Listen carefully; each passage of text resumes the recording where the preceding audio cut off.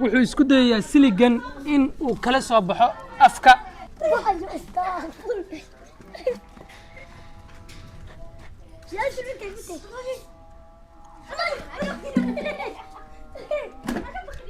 aad iga warantaa qisadii yaabka lahayd ee dhex martay labadan daanyeer ee halkan ku jiro iyo dhurwaaga maxaa dhacay? dhurwaaga habeen u soo galay daanyeerka iyadoo roob da'ay intuu soo jabsay siliga ka bacdi dhurwaaga wuxuu isku dayay inuu ceyrsado daanyeerka wuxuu ka fuulay siliga kore maadaama uu dhurwaagu gaarin kor. cayaasha ayaan soo booqanaa meeshaan. jamcayaasha ayaa timaadaan markay xayawaanada aad halkan u timaadaan maxaa ka mid ah? daanyeero iyo dhurwaayo iyo didiimo iyo wixii lamid ah. dhurwaagu idan ma cuno miyaa? maayish silig buu ku xiran yahay. assalaamu calaykum qaraabo. maantay waxaan u soconnaa meesha ugu fiican ee jawiga iyo nasashada ugu habboon ee ku taalla magaalada Gaalkacyo ee xarunta gobolka Mudug. waan ka nasan doonaa maantay siyaasaddii iyo arrimihii kale ee aan idinla socodsiin jiray, balse maantay maskaxda iyo qalbiga ayaan rabaa inaan idin dejiyo. isoo raaca.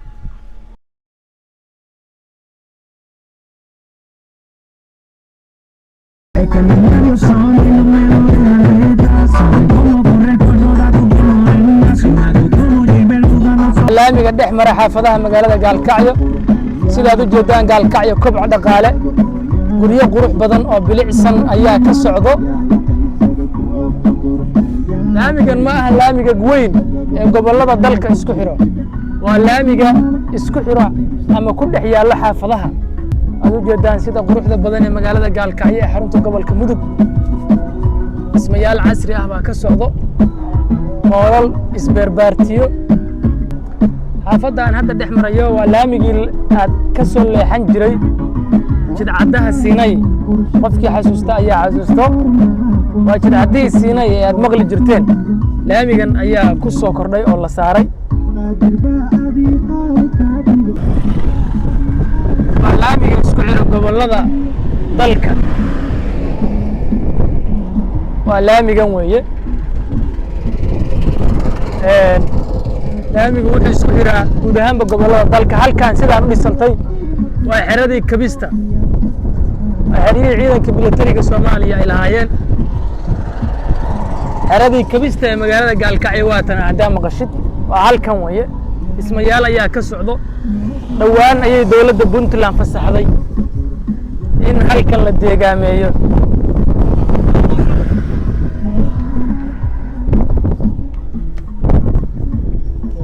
dhismayaashan quruxda badan ayaa ka socda. kaalintan ayaan hadda ka qaadanayaa shidaal, waxaa la dhahaa Shobane Petroleum. kan ayaa ii shubaya shidaalka. saaxiib waa intee hadda noogu shubaysaa? saaxiib waxaan 10 baa kugu shubayaa. haye 10 litir waa $9. waa intee dollar? waa $9. maasha Allah. waxba nala kama dhimayo miya? maya waa breeska buuxsan lahayd oo laga dhimaa. aad ma santahay. meesha aan shidaalka ka shubanayo waxaa sidaad u jeedaan ka soo horjeedo Hani Mall, Hani loo yaqaano, oo dhowaan xariga laga jari doono. mise waa la furayba? waa la furay moolkan sida ay sheegeen dadka goobjoogayaasha ama aagan ka dhow. wuxuuna ka soo horjeedaa xeradii kabista ee magaalada Gaalkacyo. halkaas waxaa ka degayo dhalinyaro ciyaartooy ah oo xilligan kubad u socdo. sidaad u jeedaan gaarigaas hoomeyda ah ayay ka degayaan dhalinyartan. waana afaafka hore ee suuq barwaaqo meeshii la oran jiray. suuq barwaaqo aad maqli jirteen soo maaha? suuq barwaaqo afaafkeedii hore wey. maadaama aan hadda si toosa u qaadanay shidaalkayagii, waxaan ka ambabaxnay suuq barwaaqo, xaafadaha suuq barwaaqo ee magaalada Gaalkacyo, innaga oo raacayno laamigii isku xirayay guud ahaanba gobolada dalka Soomaaliya ee dhex maraya magaalada Gaalkacyo sidaad halkan uga wada jeedaan. xaafaddan hadda maraynana uu ku dhex yaalana waa xaafadda suuq barwaaqo.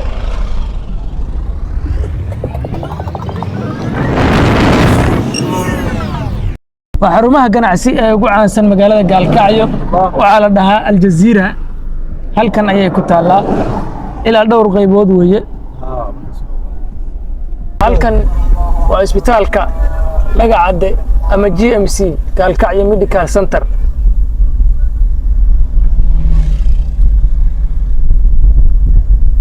xaruntan aad ku balaaran weeye waa isbitaal caan ka guud ahaan Soomaaliya gaar ahaan gobolka Mudug iyo Puntland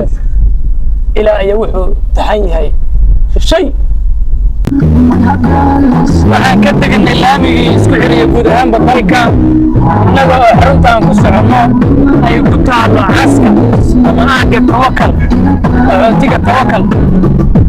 casku waa banaanka waqooyiga magaalada waana mataqaanaa deegaan hadda aad loo deegaameeyay sidaad u jeedaan dhismayaal ayaa ka socda qurux badan halka xaafado qurux badanna laga dhisay waa magaalo weyn ayaa la soran karaa waa magaalo kale oo Gaalkacyo ku soo biirtay casku sidaad u jeedaan dhulkan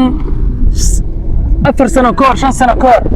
waa uu iska banaana waxaa soo aad u jeedaan waa biyaha biro dhawaan ayaa la dhisi doonaa halka dhulka xooggiisina la soo dhistay masaajid xaafado qurxoon oo loo dhisay qaab ka duwan Gaalkacyadii aan hadda ka soo baxnay ayaa ka socdo caska beerta dalsan ayaa la dhahaa waxay ku taal caska magaalada Gaalkacyo waana dhulka hadda aan idin sheegay ee sida quruxda badan loo deegaamay awriya geelan muxuu yahay waa geelashi caanateelka way geelan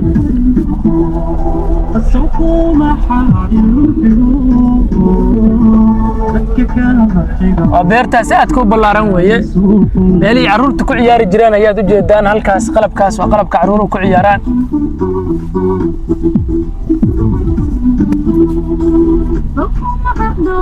waa dhul xirmaysan oo aad u balaaran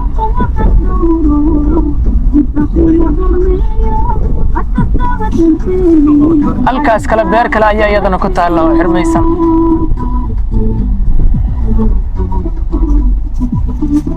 casku waa dhul ciid guduud oo aan dooxa ahayn caan ayay ku tahay magaalada Gaalkacyo dhanka waqooyi waa ciid guduud halka koonfurta magaalada galbeedka ay tahay dhul dooxa ah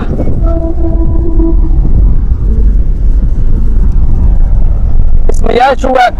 cayn bacayn kuwan ayaa ka mid ah kuwa dhismi doona mar dhow halkan waxaa lagu magacaabaa beerta bilan waa halka uu safarkeenu ku wajahnaa maantay sidaad u jeedaan waxay ku taallaa caska waqooyi ee magaalada Gaalkacyo ee xarunta gobolka Mudug maanta waxay ahayd jimco aad ayaana loo soo camiray beerta bilan oo ahayd goobta istiraatiijiga ah ee dalxiiskeenu uu ku socday sidaad halkan uga jeedi kartaan jimcaha boqolaal qof ayaa u soo dalxiis tagay oo ka soo baxay magaalada Gaalkacyo oo soo aaday dhanka waqooyi bari ee caska iyagoo halkan qoysaskooda kula damaashaadayo waxaadna si toos uga arki kartaan carruurta oo ku ciyaarayo qalabkoodii markaasi ee loogu talagalay ee beerta loogu diyaariyay sida halkaasiba aad uga jeedi kartaan boqolaal carruur oo jimcaha qoysaskoodu banaanka uga soo saareen magaalada si ay halkan neecawda iyo sixada wanaagsanba ay ugu soo qaataan waana qalabkii wifowga iyo qalabkii istiraarixinta oo ciyaalku ay markaasi si toos ah halkan ugu ciyaarayaan sida aad markaasi halkan uga jeedaan dhankaasi kalena waa bahashii wareegaysay oo carruuruhu ay jimcaha si weyn ugu ciyaarayaan maadaama jimcaha halkan loo soo baxo oo carruurtu halkan sixada wanaagsan ay uga qaataan iyadoo halkanna la soo camiray oo boqolaal dadweyne ah oo ka soo baxay magaalada Gaalkacyo ee xarunta gobolka Mudug ay soo gaareen iyagoo baabuurtoodiina baakinkan ballaaran ee loogu diyaariyay beerta bilan ay dhigteen si ay halkan waqti ugu soo qaataan uguna soo damaashadaan waxaana gudaha u gali doonaa beerta aniga oo markaasina halkan ku dalxiisi doona waliba si qurux badan amni oo aysan cabsi ka jirin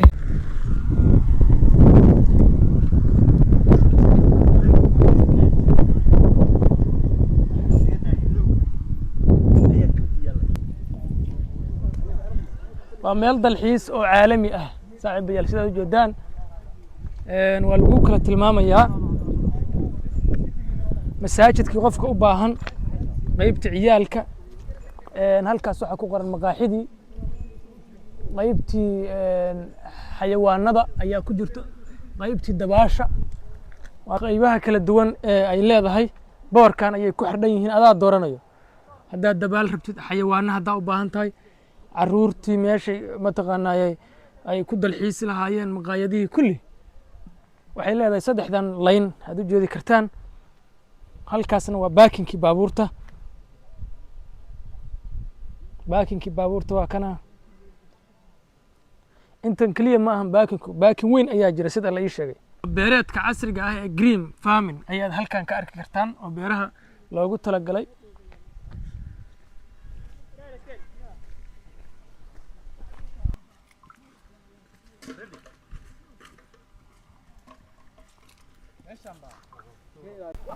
soo dhawaada saaxiibayaal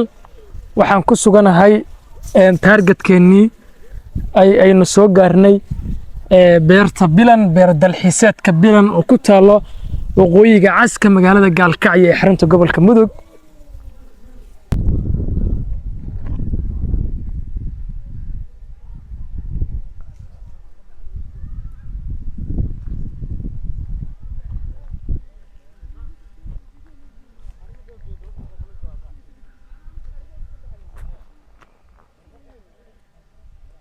green farming ayaa la dhahaa waxaas jaallaha ah ee cagaarka ah halkaas uga jeedaan waa dhul aad u ballaaran beertu ma ahan inta kaliya isha kaamiradu ay qabanayso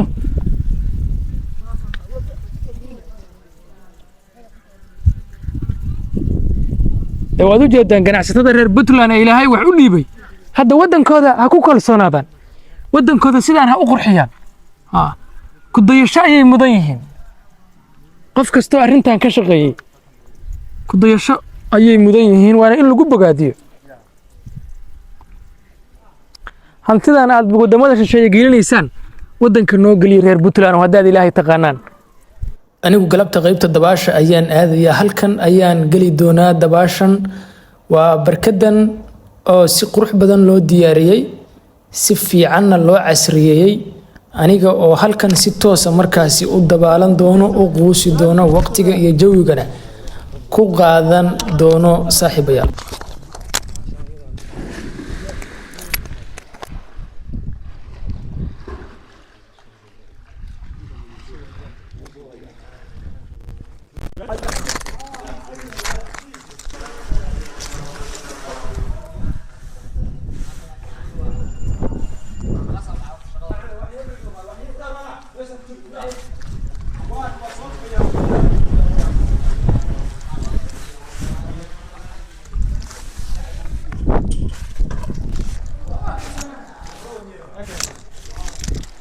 soo dhawaada qaraabo waa halkan waa beertii bilan gaar ahaan qaybtii dabaasha saad u jeedaan halkan quruxda badan ayaan galabtay mataqaanaa waqtigaygii ku soo qaatay cabaar baan hadda dabaalanayay meeshuna waa jawigooda waa dawad u jeedaan quruxdaas ka muuqato de shacabka reer Puntland ama qurbo joogta reer Puntland hantidooda gashanaya meelo aan loo baahnayn hadda waa inay gaalkacyo iyo mudug iyo garowe iyo boosaaso iyo ay noo qurxiyaan sidaan oo kale anigana waa u jeedaan waan dabaashay muddo 30 daqiiqo oo aan ku jiray dabaasha ama barkada dabaasha waan ka soo baxay waxaana imaaday qaybta cuntada si aan halkan markaasi kafee iyo sidoo kale wax kasto markaasi aan cuni karo aan uga qaato halkan ayaan fariistay waana ka cunteeyay kafee iyo shaah iyo biyo iyo cabitaano noocyo kala duwan ayaan ka cabay waxaana aadi doonaa qaybta xayawaanaadka aan ku wajahanahay xilligan qaybtii xayawaanaadka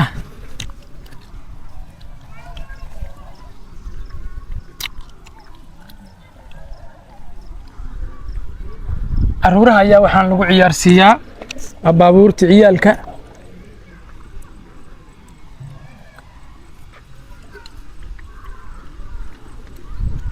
waa qaybtii tigidhada qaybtan qofkii xayawaanaadka kale u socdo iyo dabaasha wiifowga ayaa ka goosanaya waxaan doonayaa hadda inaan si toos u galo qaybta xayawaanada oo aan rajaynayo inaad ila aragtaan inta xayawaan ee joogta ayaan qiimeyn doonaa xayawaanada noocyada ku jiraan ogaan doonaa haddaan qaybta xayawaanaadka gelaya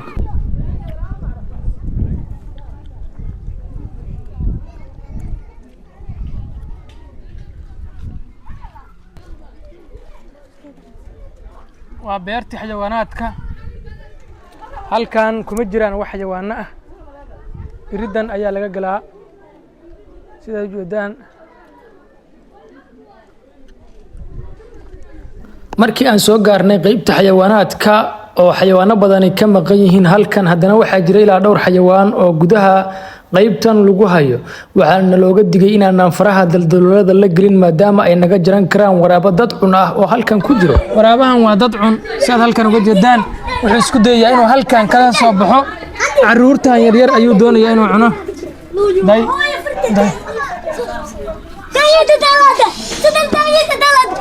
wuxuu isleeyahay siligan inta ka soo baxdid hal mar caruurta banaanka joogta ku cun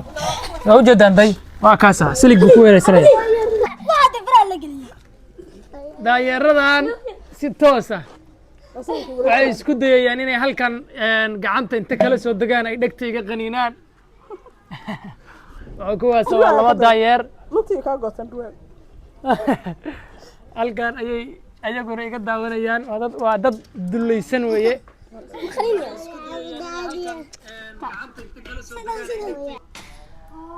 dhurwaa laba daanyeer diidiin iyo sidoo kale xayawaan kale oo la igu sheegay bisaduur ayaa ku jiro kamid ah xayawaanada halkan kamid ah xayawaanada hadda la ii sheegay aan ku booqday halkan dhurwaagu waa mid aad iyo aad u xanaaq badan oo waxa uu isku dayayaa caruuraha u soo daawasho tegay in uu siliga inta soo jeexo uu bartaasi ku cuno isagoo ah mid dabeecad xun oo xanaaq badan ilkihiisuna sida seefta ayay wax u jarayaan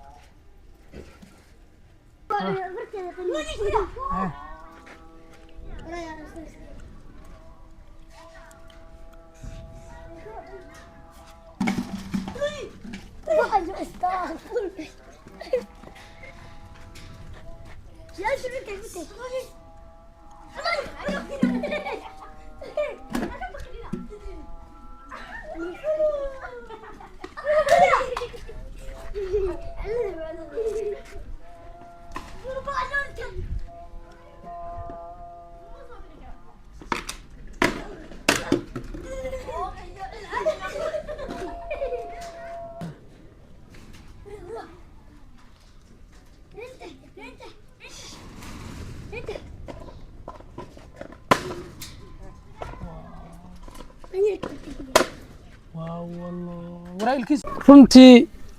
galabtay jawigu aniga waa ii degan yahay dee magaaladeydii gaalkacyo ee xarunta gobolka mudug ayaan intaasba ku helay xayawaankii baan soo arkay waan soo dabaashay mataqaanaayey qaybtii cuntada makhaayadda haddaan ka soo baxay halkan oo ah mataqaanaayey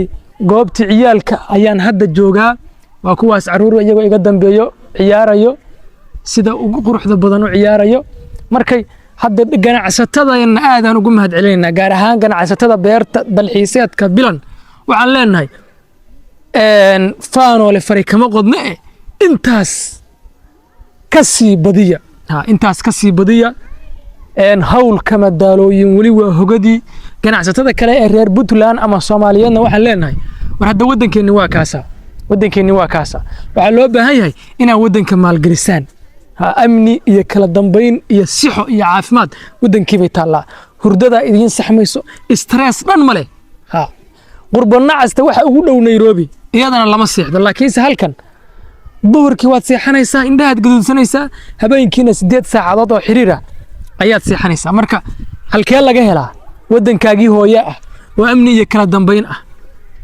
imaada wadankiina maalgashada